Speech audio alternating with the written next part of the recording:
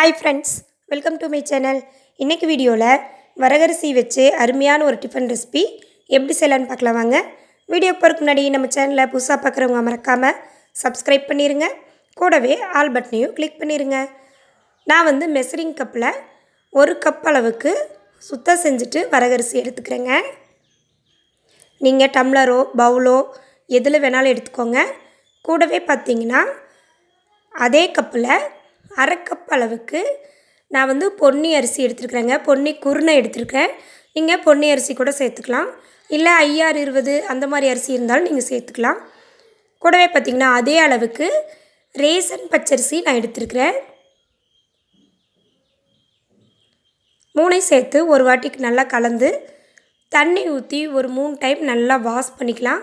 அப்போ தான் இந்த ரேசன் அரிசியில் இருக்கிற அழுக்கெல்லாம் நம்மளுக்கு போகுங்க. நம்ம எப்போவுமே செய்கிறது தான் தானியங்கள் ஒரு 8 மணி நேரம் நம்மளுக்கு ஊறணும். அப்போ தான் தானியங்கள் நல்லா ஊறி கிடைக்கும். பாருங்கள், நல்லா வாஷ் பண்ணிவிட்டு இப்போ இதுக்கு தேவையான அளவு தண்ணி சேர்த்துட்டு ஒரு 8 மணி நேரம் நம்ம ஊற வச்சிடலாங்க. ஏன்னா நம்ம 8 மணி நேரம் கழிச்சிட்டு நம்ம இதை அரைச்சி எடுத்துக்கலாங்க. நம்ம சிறுதானியங்கள் இந்த மாதிரி இட்லி, தோசை, பணியாரம் ஏதோ ஒரு வகையில் நம்ம குழந்தைகளுக்கு செஞ்சு கொடுத்தோம்னா அவங்களுக்கு நல்ல ஒரு ஆரோக்கியமாக இருக்குங்க. பாருங்கள், 8 மணி நேரம் ஆயிடுச்சு. நல்லாவே வரகெல்லாம் நல்லா ஊறி வந்திருக்கு. இனி நம்ம மிக்ஸி ஜாருக்கு மாற்றிக்கலாங்க. இது கூடயே பார்த்திங்கன்னா நம்ம ஊற வச்ச தண்ணியை வேஸ்ட் பண்ணாமல் இந்த அரிசியெல்லாம் மூழ்கிற அளவுக்கு சேர்த்துக்கலாம் தண்ணியை. பாருங்கள், இந்தளவுக்கு சேர்த்தா போதும். இப்போ அரைச்சிட்டு வந்துடலாம். ரொம்ப நைஸாக அரைக்க தேவையில்லை, ஓரளவுக்கு குருணையாக அரைச்சா போதும். இப்போ இந்த ஸ்டேஜில் நம்ம இந்த டிஷ்ஷுக்கு தேவையான அளவு கல்லுப்பு சேர்த்துக்கலாங்க. நான் ஒரு 1.25 ஸ்பூன் அளவுக்கு கல்லுப்பு சேர்த்துக்கிறேன். சேர்த்துட்டு இதையும் நம்ம ஒரு வாட்டி அரைச்சிக்கலாங்க. அரைச்சிட்டு ஒரு பவுலுக்கு மாற்றிட்டு இனி நம்ம ரெசிபி செய்ய ஆரம்பிச்சிடலாம். ஒரு கடாயில் ஒரு 4 ஸ்பூன் கடலெண்ணெய் சேர்த்துக்கோங்க. கடலெண்ணெய் சேர்த்து செய்யும்போது இந்த டிஷ் ரொம்பவே சூப்பராக இருக்கும். 1/2 டீஸ்பூன் கடுகு, 1/2 டீஸ்பூன் உளுந்து, 1/2 டீஸ்பூன் போல் கடலைப்பருப்பு சேர்த்துக்கலாம். கூடவே 2 மீடியம் சைஸ் வெங்காயத்தை நல்லா பொடியாக கட் பண்ணியிருக்கிறேன், அதை சேர்த்துக்குவோம்.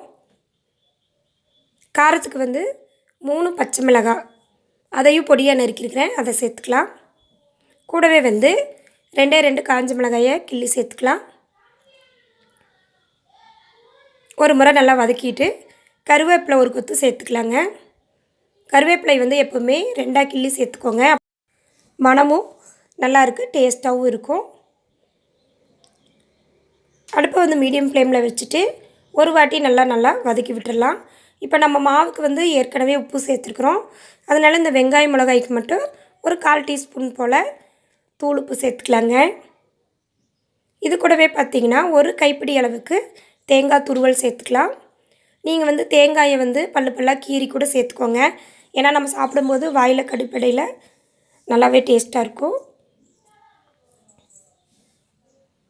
தேங்காயை சேர்த்து நல்லா வதக்கி விட்டுட்டு நம்ம ஏற்கனவே அரைச்சி வச்சுருந்த மாவை இது கூட சேர்த்துக்கலாங்க. சேர்த்து அடுப்பை லோ ஃப்ளேம்லேயே வச்சுட்டு நல்லா கலந்து விட்டுருவோம்.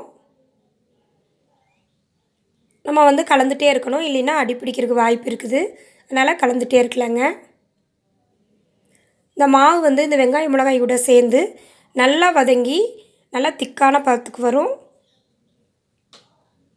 பாருங்கள், இந்தளவுக்கு நம்மளுக்கு கொழுக்கட்டை பிடிக்கிற அளவுக்கு பக்குவமாக வந்துருச்சு.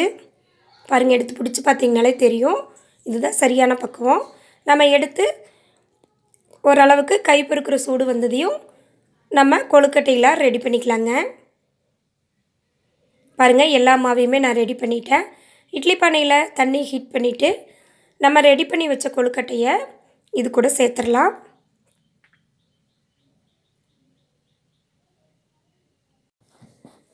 கொழுக்கட்டையை சேர்த்துட்டு மூடி போட்டுட்டு ஒரு 25 நிமிஷம் நம்ம அடுப்பை வந்து மீடியம் ஃப்ளேமில் வச்சு வேக வச்சு எடுத்துக்கலாங்க.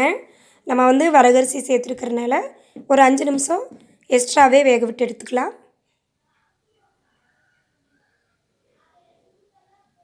இது போல் நீங்கள் தினை, கம்பு, ராகி அதில் கூட இது போல் நீங்கள் ட்ரை பண்ணி பாருங்கள். ஒரு 25 நிமிஷம் ஆயிடுச்சு. நம்மளுக்கு கொழுக்கட்டை வந்து ரெடி ஆயிடுச்சு. அருமையான டேஸ்டியான ஹெல்த்தியான வரகரிசி கொழுக்கட்டை ரெடி.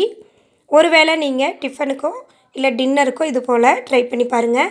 இந்த வீடியோ பிடிச்சிருந்தா சேனலை மறக்காமல் சப்ஸ்கிரைப் பண்ணிடுங்க. லைக் பண்ணுங்கள், ஷேர் பண்ணுங்கள், கமெண்ட் பண்ணுங்கள்.